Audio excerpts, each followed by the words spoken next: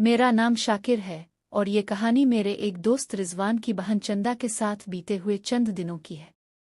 लाहौर के एक पोश इलाके में मेरा एक क्लास फेलो रिजवान रहता था, जो कॉलेज में मेरे साथ पढ़ता था और आजकल अपना कारोबार करता था। उसका कारोबार बहुत चल रहा था, हमारी एक दूसरे के साथ बहुत दोस्ती थी और मैं अक्सर उनके घर चला जाया करता था। उसके अबू अम्मा और भाई भी मेरे साथ काफ़ी फ्रैंक थे और कई बार हम सब लोग इकट्ठे बैठकर ताश और कैरम भी खेला करते थे।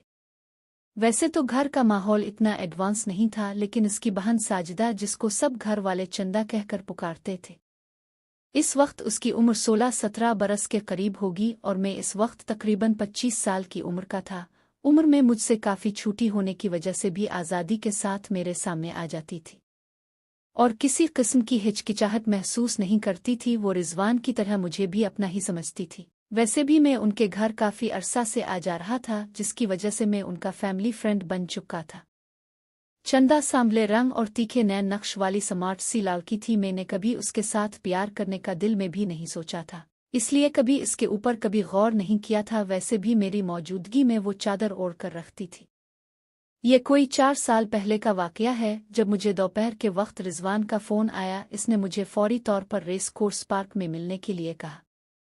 मैंने फौरी तौर पर गाड़ी निकाली और उससे मिलने के लिए रेस कोर्स पार्क चला गया, जहां वो पहले से मौजूद था। इसने मुझे बताया कि इसके खिलाफ पुलिस ने कत्ल का एक मुकदमा दर्ज किया है और इसे ढूंढ रही है, लेकिन इसका इस कत्ल से कोई भी वास्ता नहीं है। गुज़िश्ता रात पुलिस ने इसके घर पर छापा मारा, ताहम वो फरार हो गया, लेकिन पुलिस ने इसके वालिद और छोटे भाई को पकड़ लिया है। अब घर में वालिदा और छोटी बहन है, जिनकी वजह से मैं बहुत परेशान हूँ। अम्मा तो बीमार हैं और कोई काम भी नहीं कर सकती, जबकि छोटी बहन भी बहुत घबराई हुई है। इसने मुझे कहा कि मैं उसके घर चक्कर लगाऊं और उनको तसल्ली दूं। मैंने इससे वदा किया कि मैं आज ही उनके घर जाऊंगा। इसने मजीद कहा कि मुझे कुछ पैसे चाहिए। मैंने इसको एटीएम मशीन से 20,000 रुपये निकलवा कर दिए और खुद गाड़ी पर बैठकर उसके घर चला गया। चंदा ने दरवाज़ा खोला और मुझे ड्राइंग रूम में ले आई, जहां इसकी वालिदा भी आ गईं। दोनों बहुत घबराई हुई थीं। मैंने उनको तसल्ली दी कि चंद दिनों तक सब मामला ठीक हो जाएंगे। मैं 1 घंटा वहां बैठा उनके साथ बातें करता रहा, फिर उनसे इजाज़त चाही तो रिजवान की अम्मा ने कहा कि बेटा, हम रात घर में अकेले नहीं रह सकते, मेहरबानी करके रात को तुम हमारे घर आ जाना। मैंने पहले तो इनकार कर दिया, लेकिन जब उन्होंने रिजवान से फ़ोन पर बात की और इसे कहा कि शाकिर से कहो कि रात को इधर ही आ जाए, इसने मुझसे कहा तो मुझसे इनकार ना हो सका। बहरहाल मैं इस वक्त उनके घर से निकल आया और दफ्तर चला गया और फिर रात को 10 बजे के करीब उनके घर चला गया। दोनों अभी तक मेरा इंतज़ार कर रही थी। मेरे जाने पर उन्होंने खाना लगाया और हमने मिलकर खाना खाया। इसके बाद रिजवान की अम्मा, जो पहले ही शुगर, ब्लड प्रेशर और दिल की मरीज़ा थी, कत्ल और उसके बाद पुलिस के छापे से बहुत ज़्यादा खौफज़दा थीं। इसने नींद की गोली ली और अपने कमरे में सो गई। चंदा ने मेरा बिस्तर दूसरे कमरे में लगाया और खुद अम्मा वाले कमरे में जाकर सो गई। ताहम मुझे नींद नहीं आ रही थी। मैं जाने कुन सोचों में गुम था कि रात को तकरीबन 1:30 बजे के करीब दरवाजे पर दस्तक हुई। मैंने जाकर पूछा तो बाहर से आवाज़ दी गई कि दरवाज़ा खोलो, पुलिस आई है। मैंने दरवाज़ा खोला तो 1 दर्जन के करीब पुलिस वाले मौजूद थे, जो दरवाज़ा खुलते ही मुझे धक्का देकर अंदर आ गए। उन्होंने सारे घर की तलाशी ली। इस दौरान चंदा और रिजवान की अम्मा भी उठ गईं। जब पुलिस वालों को रिजवान ना मिला तो उन्होंने मुझे पूछा कि तुम कौन हो। मैंने उनको बताया कि मैं मेहमान आया हूँ, तो मुझे कहने लगे कि तुम भी हमारे साथ चलो। मैंने उनसे कहा कि मैं क्यों चिल्लूं, तो कहने लगे कि तुम्हें रिजवान के बारे में मालूम होगा, जब वो पकड़ा जाएगा तो तुमको छोड़ देंगे। खैर, मैंने उनसे कहा कि अब चली, मैं अपनी गाड़ी में आता हूँ। तो उन्होंने 2 सिपाही मेरे साथ मेरी गाड़ी में बिठा दिए। मैंने थाने जाते हुए रास्ते में एक फौजी ऑफिसर दोस्त को फ़ोन किया और उनको सूरत-ए-हाल से आगाह किया, जिन्होंने कुछ करने का कहा और फ़ोन बंद कर दिया। जब थाने पहुंचा तो छापा मार टीम के इंचार्ज सब इंस्पेक्टर बाहर ही खड़े थे। मेरे गाड़ी से उतरते ही कहने लगे, शाकिर साहिब, आप हमें मेजर साहिब के बारे में पहले ही बता देते तो हम आपको थाने आने की जहमत ही ना देते, आप घर जा सकते हैं। मामला मेरी समझ में आ गया कि मेरे दोस्त ने फ़ोन करके उनको मुझे छोड़ने का कह दिया था। खैर, वापसी पर मैंने दोस्त को फ़ोन करके उनका शुक्रिया अदा किया और रिजवान के घर चला गया। मैं घर पहुंचा तो चंदा और उसकी अम्मा सहन में बैठी रो रही थी। मुझे देखते ही चंदा भागकर मेरे पास आई और मेरे गिले लगकर रोने लगी। आज पहली बार मुझे एहसास हुआ कि चंदा जवान हो चुकी है। वो मेरे सीने के साथ लगी तो मेरे जहन में कई ख्यालात आए। ताहम मैंने इन ख्यालात को झटक कर इसको अलहदा किया और कहा कि अब कुछ नहीं होगा, तुम लोग सो जाओ। वो दोनों अपने कमरे और मैं दूसरे कमरे में चला गया। खैर ये रात मैंने जाग कर गुजारी और सुबह नाश्ता करके दफ्तर चला गया और शाम को अपने घर जाकर कपड़े चेंज करके टीवी देखने बैठ गया। मेरे ज़हन में था कि मुझे सिर्फ एक दिन के लिए रिजवान के घर जाना था, सो मैं चला गया। अब मैं अपने ही घर में रहूंगा। थोड़ी देर बाद चंदा का फ़ोन आ गया कि शाकिर आप अभी तक आए नहीं हैं। मैंने हैरानगी से पूछा कि मुझे आज भी आना है, तो कहने लगी कि सिर्फ आज ही नहीं, मज़ीद कई दिन तक हमारे यहाँ ही रहना पड़ेगा। खैर मैंने गाड़ी निकाली और उनके घर चला गया, जहाँ खाने के बाद रिजवान की अम्मा तो नींद की गोली खाकर सो गईं, लेकिन मैं और चंदा टीवी लाउंज में टीवी के सामने बैठे एक ड्रामा देख रहे थे। इस दौरान खबरनामा लगा तो हम दोनों बातें करने लगे, जिसमें इसकी पढ़ाई ज़ेर बहस थी। रात को तकरीबन 10 बजे के करीब दरवाजे पर बैल हुई तो मैंने जाकर दरवाज़ा खोला तो रिजवान सामने खड़ा था। मैं इसको लेकर अंदर आ गया, जहां वो चंद मिनट तक रुका। इसने चंदा और अम्मा को जगाने से भी मना कर दिया और थोड़ी देर बाद चला गया।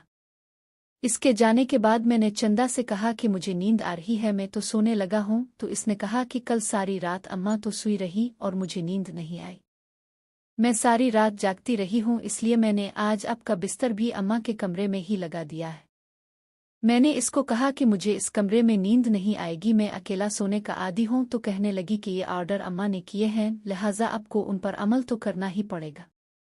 खैर मैं इस कमरे में चला गया जहाँ इसकी अम्मा बेड पर लेटी हुई थी, जबकि मेरा बिस्तर ज़मीन पर लगा हुआ था, जबकि चंदा खुद सोफे के ऊपर लेट गई। चंदा ने बड़ी लाइट ऑफ की और ज़ीरो का बल्ब ऑन कर दिया। थोड़ी देर तक हम लोग बातें करते रहे, फिर चंदा सो गई, जबकि मैं अभी तक जाग रहा था और जाने कुन सोचों में मगन था। रात को किसी पहर मेरी भी आंख लग गई और मैं भी नींद की वादियों में पहुंच गया। अभी आंख लगे थोड़ी देर ही हुई होगी कि रिजवान की माँ के खराटों की आवाज़ से भी जाग गया। फिर मैं उठकर बैठ गया। अचानक मेरी नज़र चंदा की तरफ पड़ी, जो सीधी लेटी हुई थी और उसके ऊपर कोई कपड़ा नहीं था। मेरा दिल कर रहा था इसको प्यार करो, लेकिन मैं ये सोचकर चुप हो गया कि कहीं काम खराब ना हो जाए। यही बातें सोचते सोचते रात के 3 बज गए। जब चंदा उठ गई, इसने मुझे जागते हुए देखा तो फौरी तौर पर कपड़े से अपना अब ढांप लिया और कहने लगी कि शाकिर अभी तक जाग रहे हो। मैंने जवाब दिया कि मुझे नींद नहीं आ रही। वो उठकर बाथरूम चली गई। वापस आई तो कहने लगी कि आप टीवी लगा लेते। मैंने कहा कि मैंने इसलिए नहीं लगाया कि आप लोग डिस्टर्ब ना हों। तो कहने लगी कि नहीं, आप टीवी लाउंज में जाकर टीवी लगा लें, चाहे तो कोई फिल्म लगा ले। मैंने फिर इनकार किया, मगर अब कहने लगी कि चली मैं आपको टीवी लगा कर देती हूँ। मैं भी इसके पीछे टीवी लानिज में चला गया, जहाँ इसने टीवी लगाकर रिमोट मेरे हाथ में पकड़ा दिया और कहने लगी कि जो भी चैनल देखना है लगा ले। मैंने रिमोट पकड़ लिया और इससे कहा कि एक गिलास पानी दे दो। वो लाने गई तो एकदम मेरे जहन में एक ख्याल आया। मैंने अपने हाथ की हथेली देखना शुरू कर दी। वो पानी लेकर आई तो मुझे देखकर कहने लगी, क्या देख रहे हैं? मैंने कहा कि देख रहा हूं कि किस्मत में क्या लिखा है। ये सुनकर वो मुझसे पूछने लगी कि क्या आप हाथ देख लेते हैं? मैंने इससे कहा कि बस थोड़ा बहुत गुजारा कर लेता हूं। ये सुनकर वो कहने लगी कि मेरा भी हाथ देखी। मैंने इनकार किया तो जिद करने लगी। आखिर तंग आकर मैंने इससे कहा कि ला मैं देखता हूं, लेकिन मुझे इस बारे में ज्यादा इल्म नहीं है। तो वो फौरी तौर पर मेरे पास सोफे पर आकर बैठ गई, जिससे मेरे अंदर अजीब सी हलचल मच गई। इसने अपना हाथ मेरे आगे कर दिया। मैंने इसका हाथ इस अंदाज से पकड़ा कि वो थोड़ा शर्मा सा गई। मैं कुछ देर उसका हाथ देखता रहा, मगर बोला कुछ नहीं और फिर उसका हाथ छोड़ दिया तो मुझसे पूछने लगी कि मेरी किस्मत क्या कहती है। मैं फिर खामोश रहा तो इसने फिर सवाल कर डाला। मैंने इससे कहा कि मुझे तुम्हारे हाथ की समझ नहीं आई। तो कहने लगी, अब जानबूझ कर नहीं बता रहे, प्लीज बताएं ना। मैंने फिर टाला, मगर वो फिर जिद करने लगी। मैंने कहा कि जो मुझे समझ आई है वो मैं तुमसे नहीं कह सकता। तो कहने लगी, क्यों नहीं कह सकते? मैंने कहा कि बात ही कुछ ऐसी है। तो कहने लगी कि आप कह दें। अब मैंने अपना कार्ड फेंकने का फैसला किया। मैंने इससे कहा कि वो किसी लड़के को पसंद करती है।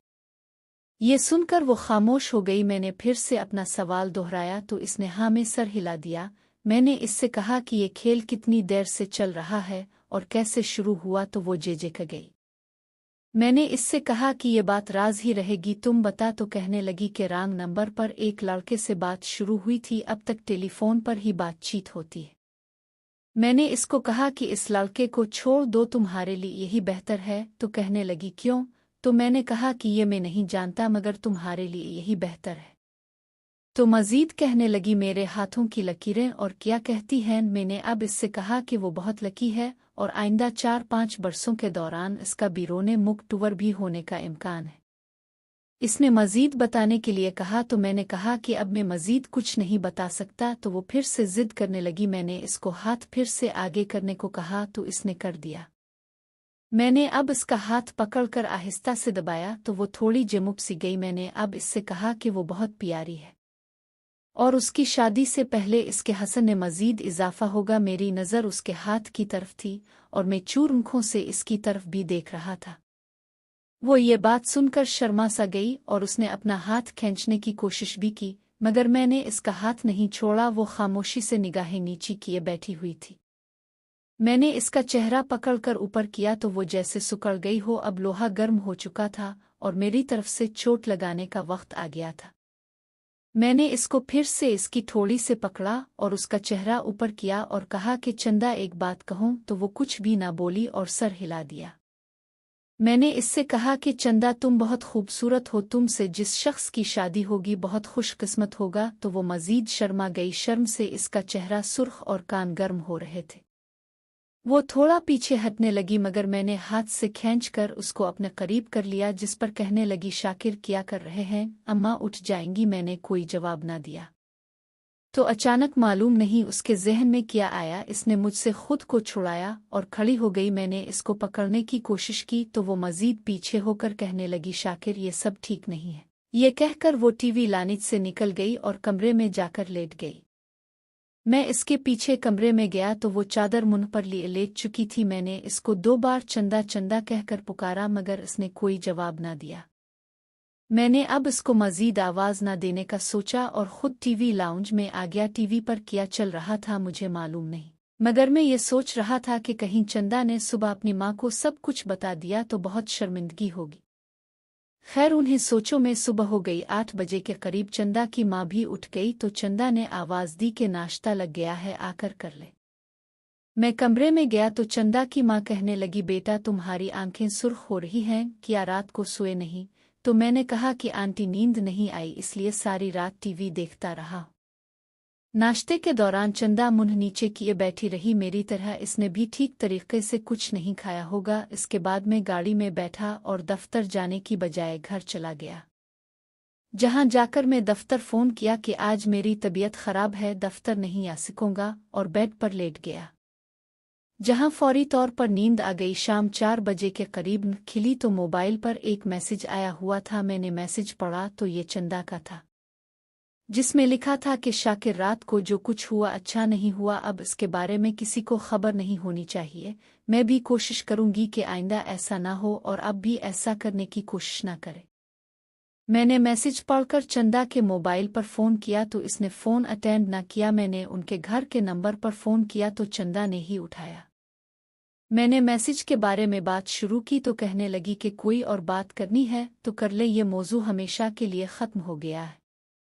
मैंने इससे कहा कि ठीक है आइंदा आपके घर नहीं आऊँगा, तो इसने ठीक है कहकर फ़ोन बंद कर दिया। जिसके बाद मैंने सोचा कि आज के बाद मैं उनके घर नहीं जाऊँगा। 8 बजे के करीब मोबाइल पर घंटी बजी। मैंने यस किया तो चंदा बोल रही थी। इसने कहा कि अम्मा बात करना चाहती हैं। मैं समझा कि इसने सब कुछ बता दिया, मगर उसकी अम्मा ने कहा कि तुम कहाँ हो? मैंने उनको बताया कि घर में हूँ तो कहने लगी कि तुम अभी आ जाओ, चंदा को बाजार जाना है, इसको ले जाओ। इससे पहले कि मैं कुछ कहता फ़ोन बंद हो गया। समय ने गाड़ी निकाली और उनके घर की तरफ चल पड़ा। घर पहुंचा तो चंदा खाना लगा रही थी। आंटी कहने लगी कि पहले खाना खा लो फिर चले जाना। मैंने खाना खाया है तो आंटी ने कहा कि मैं गोली खाकर सो रही हूँ, तुम लोग बाहर के दरवाजे की चाबी लेकर जाना और जल्दी आने की करना। सो चंदा ने उनको गोली दी और खुद तैयार होने लगी। जब 10 मिनट के बाद बाहर निकली तो गजब की खूबसूरत लग रही थी। इसने गुलाबी सूट के साथ हल्का सा मेकअप कर रखा था। बाहर निकलकर चुपचाप गाड़ी में बैठ गई। मैंने गाड़ी स्टार्ट की और चल पड़ा। सड़क पर पहुंचकर मैंने इससे कहा कि क्या बात है, खामोश क्यों हो? तो भी चुप रही। मैंने फिर बात करने की कोशिश की मगर चुप रही, जिस पर मैंने अपना हाथ उसकी हाथ पर रख दिया तो बोल पड़ी, शाकिर प्लीज ऐसा ना करे, ये ठीक नहीं है। मैंने कहा कि कुछ भी गलत नहीं है तो कहने लगी कि ये सब अच्छा नहीं है, मैं सिर्फ इस शख्स के साथ ही प्यार करूंगी जो मेरा शौहर होगा। तो मैंने झट से जवाब दिया, बेवकूफ़ लड़की, तुमने मुझे अभी तक पहचाना ही नहीं, मैं ही तो वो शख्स हूँ जिससे तुम्हारी शादी होगी। तो मेरी तरफ हैरानगी से देखकर कहने लगी कि मैंने हमेशा आपको अपना कजिन समझा है, ये कैसे हो सकता है? मैंने जवाब दिया कि पहले सब ऐसे ही होते हैं मगर शादी से पहले तक वो फिर मुझे देखते रही। मैंने मजीद कहा कि तुम कितनी खूबसूरत हो, मुझे रात को मालूम हुआ है, मैंने फैसला किया है कि मैं तुमसे शादी करूंगा, लेकिन तुम्हारे भाई के केस खत्म होने के बाद मैं इससे बात करूंगा। तो कहने लगी कि मुझे कोई एतराज नहीं, लेकिन भाई और अबू नहीं मानेंगे, हमारे खानदान में गैर बरादरी में शादी नहीं करने देते। मैंने इससे कहा कि मैं उनको भी मिला लूंगा, पहले तुम तो अपना मूड ठीक करो। तो कहने लगी ठीक है। इसके बाद मजीद कुछ बातें हुईं तो बाजार आ गया, जहां इसने अपनी ज़रूरत की चंद चीज़ें खरीदी और फिर गाड़ी में आकर बैठ गई और कहने लगी कि चुल्लू घर चल। मैंने कहा आइस क्रीम खा लेते हैं, पहले तो ना मानी, फिर मेरे इसरार पर मान गई। मैंने आइस क्रीम मंगवाई तो कहने लगी शाकिर मेरे लिए कुल्फा फ्लेवर मंगवाएगा। मैंने इसको टोका और कहा कि अब सिर्फ शाकिर, अब मैं तुम्हारा भाई नहीं रह गया। तो हंसने लगी और कहने लगी कि घर वालों के सामने तो शाकिर भाई ही कहा करूंगी जब तक तुम बात नहीं कर लेते। मैं खामोश रहा। आइस क्रीम खाकर घर आए तो कमरे में बिस्तर लगाने लगी, मैं टीवी लानिज में जा बैठा और थोड़ी देर बाद आ गई और कहने लगी कि बिस्तर लग गए हैं, जब सूना हो आ जाएगा, मैं सोने लगी हूँ। कुछ दिन के बाद पुलिस ने रिजवान को गिरफ्तार कर लिया, जिसके बाद रिजवान के अबू और भाई घर आ गए और मैंने उनके घर रात रहने का सिलसिला तर्क कर दिया, जिसके बाद मुझे प्यार का मौका नहीं मिल सका। अब रिजवान के अबू इसकी रिहाई के लिए कोशिश थे, जिसके दौरान मकतूल के घर वालों से भी राब्ता किया गया। मैं सोच रहा था कि ये लोग इस मुसीबत से निकल आएं तो मैं उनसे चंदा के रिश्ते की बात करूंगा, लेकिन इस दौरान लाहौर के एक बड़े बिजनेसमैन की कोशिशों से मकतूल के वरसा से सुलह की कोशिशें कामयाब हो गईं। मकतूल के वरसा ने सुलह के लिए 10 लाख रुपए और अपने एक 40 साला शख्स के लिए चंदा का रिश्ता मांग लिया। रिजवान के अबू ने इसके बेगुनाह होने के बावजूद ये दोनों बातें मान लीं, क्योंकि तमाम सबूत रिजवान के खिलाफ जा रहे थे और चंद दिनों के अंदर चंदा को खामोशी से बया दिया गया। चंदा भी अपने भाई की रिहाई के लिए खामोश हो गई। मैंने एक दो बार इससे मोबाइल फ़ोन पर इससे बात करने की कोशिश की, लेकिन इसने फ़ोन ही अटेंड न किया। जबकि इसके घर जाकर बात करने की कोशिश की तो इसके वालिद और भाई घर में होते, जिसकी वजह से बात न कर सका। जिस दिन इसकी शादी हुई इस दिन इसने सिर्फ मुझे एक SMS किया, जिसमें सिर्फ सारी लिखा था। मैंने फौरी फ़ोन किया मगर उसका फ़ोन ऑफ था। उन सब बातों से रिजवान को बेखबर रखा गया। रिजवान ने रिहाई के बाद चंदा की ज़बरदस्ती की शादी पर एहतजाज किया, मगर अब क्या हो सकता था। थोड़े दिनों के बाद रिजवान समेत सब लोग भूल गए कि उनकी बहन के साथ ज़्यादती हुई है। इसके बाद एक दो बार उसके साथ मुलाकात भी हुई, लेकिन इसने मुझसे इस टॉपिक पर बात नहीं की। अभी चंद दिन पहले इससे मिला तो ऐसे लग रहा था जैसे बरसों की बीमार हो, आंखों के गिर्द हल्के पड़े हुए थे और चेहरे पर भी बेरौनकी सी थी। इसकी आज तक कोई औलाद नहीं है। एक दो बार उसके खावंद से भी मुलाकात हुई है, जो बहुत शक्की मिजाज है। लाहौर शहर में रहते हुए चंदा को कई माह तक इसके माँ बाप के घर वा नहीं जाने देता, जबकि इसने शादी के चंद दिन बाद ही उसका मोबाइल भी ले लिया था, जो आज तक इसको वापस नहीं किया।